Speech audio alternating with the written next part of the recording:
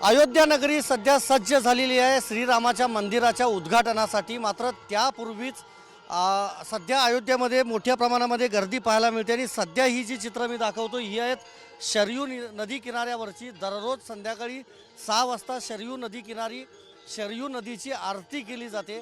अनेक राजकारणी नेते लोक देखील या आरतीमध्ये अनेक वेळेला सहभागी होत असतात।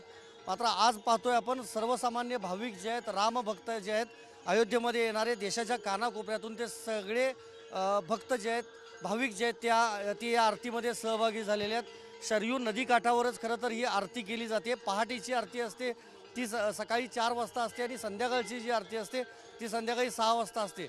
एकंदरीत धार्मिक जर महत्त्व बघितलं तर गंगा यमुना या नद्यांप्रमाणेच शरयू नदीला देखील मोठं महत्त्व आहे। त्यामुळे शरयू नदीमध्ये स्नान करणं आणि या नदीची आरती करणं किंवा आत्ताची ही आरती सुद्धा या आरतीमध्ये सहभागी होणं। Car garage network great, claim cover great, price wait वाह, प्राइस भी great. Tata AIG car insurance, trusted नाम, फैंटास्टिक नाम। हे खरं तर एक मोठा क्षण मानला जातो।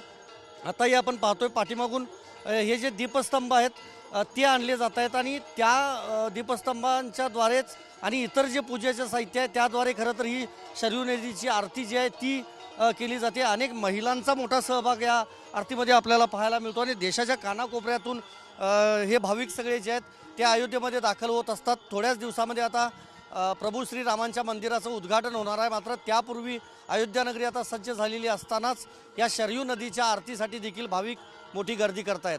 व्हिडिओ जर्नलिस्ट राकेश कुमारसह मी संदीप राजगोळकर, TV9 मराठी, अयोध्या।